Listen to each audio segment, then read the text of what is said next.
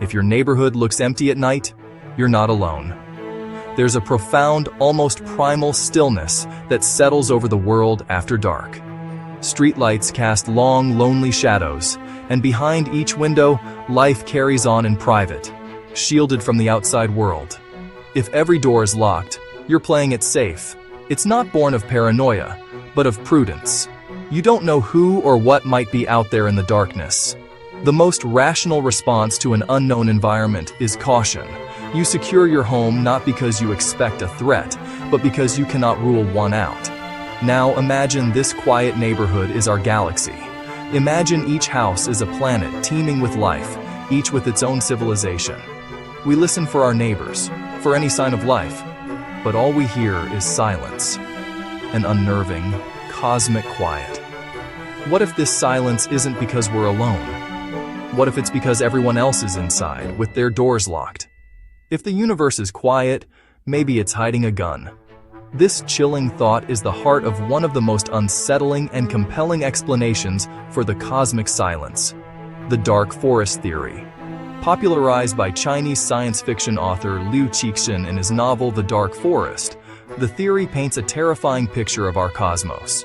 It proposes that the universe is like a dark forest at midnight. Every civilization is an armed hunter, stalking silently through the trees, trying to survive. In this forest, no one dares make a sound. To reveal your own existence is to invite a bullet from another hunter who sees you as a potential threat. The hunter can't know if you are friendly, hostile, or just another hunter like them. The safest bet is to eliminate the other before they can eliminate you. The first rule of the dark forest is to stay hidden. The second, more brutal rule is to destroy any other life you happen to find. This grim conclusion rests on two fundamental axioms. The first is simple. The primary need of any civilization is survival. Every action, every decision, is ultimately guided by the biological and sociological imperative to continue existing. It's the one goal we can assume every form of life, no matter how alien, shares.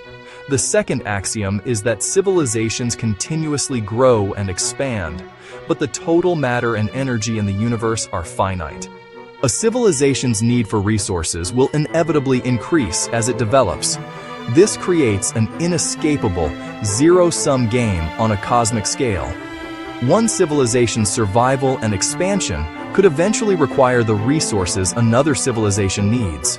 From these axioms, two terrifying concepts emerge: the chains of suspicion and technological explosions.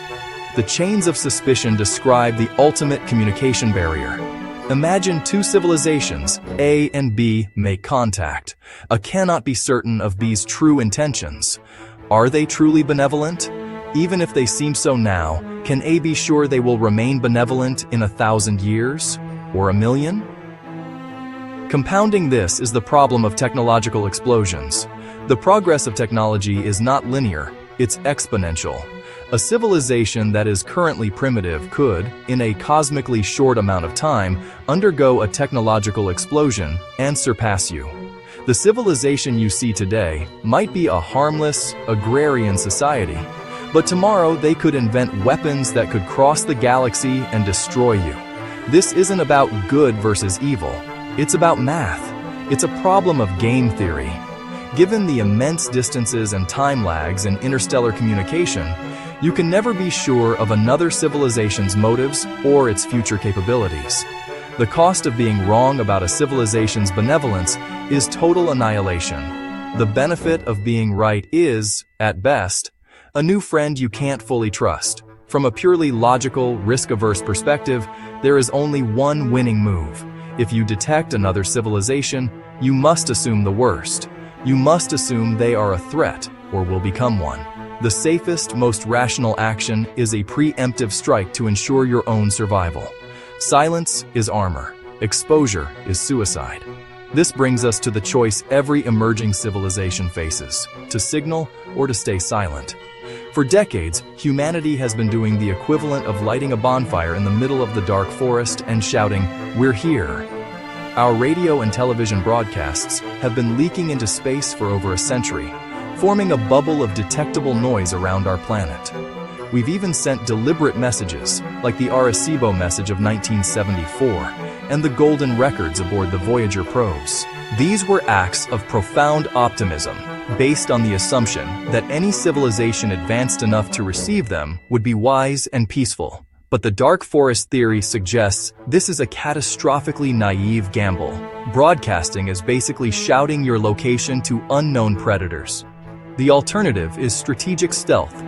A civilization that understands the logic of the dark forest would do everything in its power to minimize its cosmic signature. It would develop technology in secret, contain its energy output, and mask any evidence of its existence. It would become a ghost in the cosmos, watching, listening, but never speaking. This theory provides a chillingly elegant solution to the Fermi paradox, the contradiction between the high probability of extraterrestrial life and the complete lack of evidence for it. The paradox asks, where is everybody? The dark forest answers, they're hiding, and the ones who weren't are gone. The great silence of the universe isn't a sign of absence, but a sign of intelligence and fear. The sky is quiet not because it's an empty stage, but because it's a full theater, and the play hasn't started yet.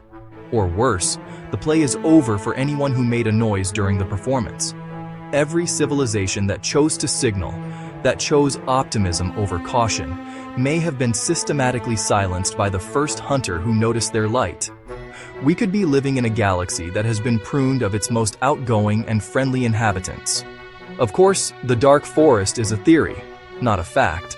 It's built on a foundation of assumptions that can be challenged.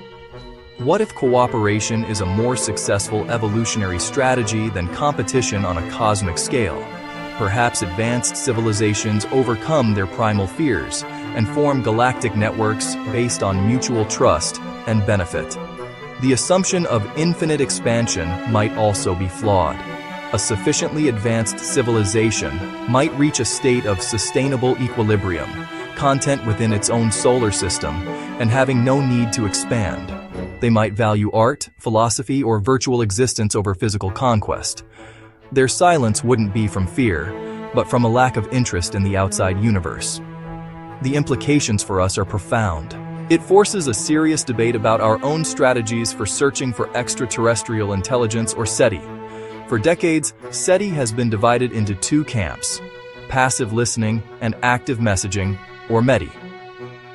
The dark forest theory is the ultimate argument against active messaging.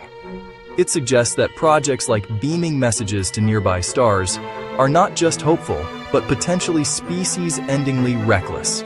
If the theory holds, our best strategy is to listen, quietly, to scan the skies for the faint whispers of other civilizations, or more likely, for the echoes of their mistakes, the flash of a distant weapon, the unnatural dimming of a star.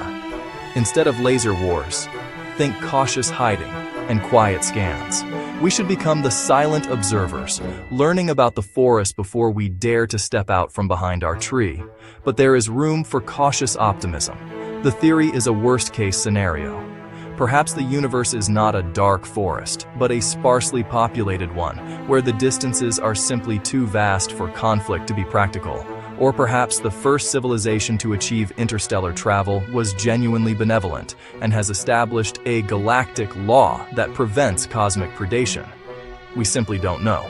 The dark forest theory serves as a powerful cosmic fable. It reminds us that our assumptions about the universe are just that, assumptions. It forces us to confront the immense responsibility that comes with being a potentially emerging intelligence.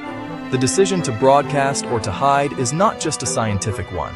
It's an ethical one, with the fate of our entire species hanging in the balance.